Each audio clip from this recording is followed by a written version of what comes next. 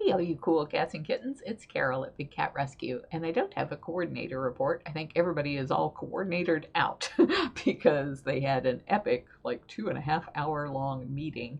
One of the things we've done here at the sanctuary is we've been consolidating and trying to streamline processes as we have joined for the first time in our history our coordinators and our volunteer committee because there's a lot of overlap, and usually anything that comes to the volunteer committee, we usually have to reach out to the coordinators and ask their opinions on things. So it made more sense to have everybody be one cohesive unit. So we had our first meeting as a cohesive unit last night and went over a lot of the changes. So Jamie has been working day and night on updating our training programs. At Big Cat Rescue, there's 50 different classes that you have to take and a whole bunch of certifications, and a lot of those were based on the model where we had guided tours. And so people would work in the gift shop for the first 2 months and they would do the tours, and that's how they would learn about the sanctuary and how we would learn about them and see what kind of people they were before we turn them loose around a bunch of big cats. Keep in mind they have to be here for 2 years before they're allowed on the other side of the barricade anywhere close to a lion or a tiger or a jaguar or some cat that could kill them. But still, just having them on site is dangerous. So that 2 months gave us some time to get to know people. Well, now we don't have tours, so we had to come up with a way to get to know them, and we're doing that through projects. So people can come out and volunteer to rake the cages, pick up sticks, plant plants, water plants, um, all kinds of gardening and sanctuary maintenance type things, painting the cages, um, um, scraping the cages and then painting them and sealing them and doing all of that kind of stuff. So that will give us 2 months of time. And that was one of the things we needed to discuss last night. Should that be 1 month because they're working really hard out there? Or do we still make it 2 months? And everybody said, yeah, we still need to make it 2 months. So we agreed to make it a 2 month pro- probation time period where we get to know them before they are then trained to take care of the cats. Now, some people don't want to take care of the cats as far as like, that's not their big goal in life is picking up 60 pounds of cat poop. So what they will continue doing are projects around the property, maybe getting involved with the enrichment committee and learning how to do that, and some of those other very necessary things that we do here at the sanctuary. So after we get through with going over what all of our new classes and training and certifications are, and streamlining also, because we used to have a lot of they were originally class 2 cats and then they were class 1 cats, but in our red, yellow, green program, cougars were yellow cats, and now we only have one cougar. So it doesn't make sense for us to have a yellow level keeper or to have 6 of them when we have one cougar.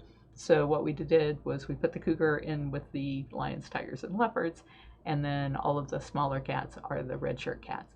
So there we had to streamline how we do all of that kind of stuff so that you're not tied up in a yellow shirt for a long period of time, unable to take care of cats. And that's way more detail than what you're going to want here. But it was a lot of work, and Jamie did a great job of doing it and then presenting it last night to everybody, and everybody agreed on all of the aspects of that. So she updated our bigcat.me site, which is where we do all of our training, and we came up with some ways of streamlining when people start here as far as like how they can get themselves onto the calendar and how they can log their hours, things that we used to do differently because we had them for 2 months and the gift shop are now changed. So all of those kinds of things had to be renovated. So in the middle of being, having half of our staff gone because we can't afford to pay staff during COVID-19, all of these changes that take so much more work than what we're already doing, but they had to be done because we got a bunch of volunteers out there going, what am I allowed to do? When can I come? What can I do? So we're not taking in new volunteers or new interns unless they are people that we already know because of some of the crazies that came out of the woodwork after Tiger King. We don't want to take a chance on bringing people like that in here that might hurt the cats.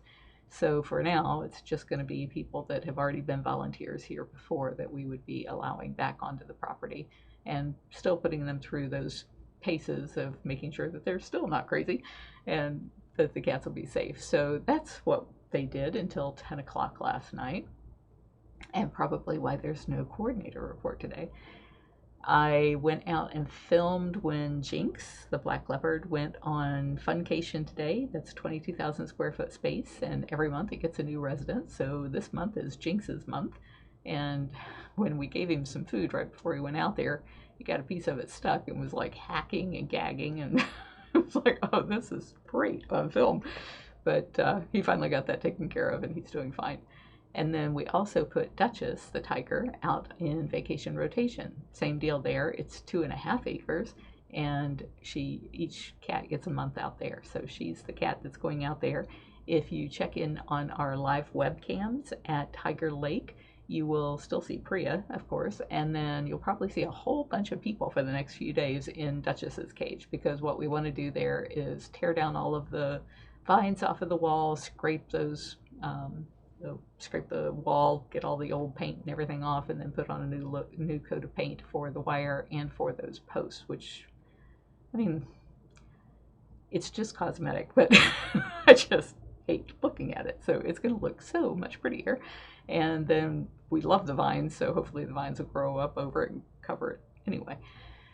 So that's what we've been doing here at the sanctuary, and we really appreciate that you guys have been following us, and thank you so much for doing that. We've got a number of different licensing things that we're working on, so you may have seen earlier today, I think I posted about trading cards and about a very cool, you gotta see this, cool Cats and Kittens t-shirt. I love that design, and it's only going to be available through May the 19th, I believe. So if you want to get that, you need to go to our Facebook page and find it, because that's where it is. It's on, I can't think of the name of the company. Starts with an R. You have to go to our Facebook page and find it. It'll be in the post from today's date. And we're going to post tomorrow about some trading cards and something else. Oh, masks. The Hey All You Cool Cats and Kittens face masks. Isn't that cute? And it also, the other one's in my purse, but it also comes in spots with little whiskers. You can see all of our updates at bigcatrescue.org.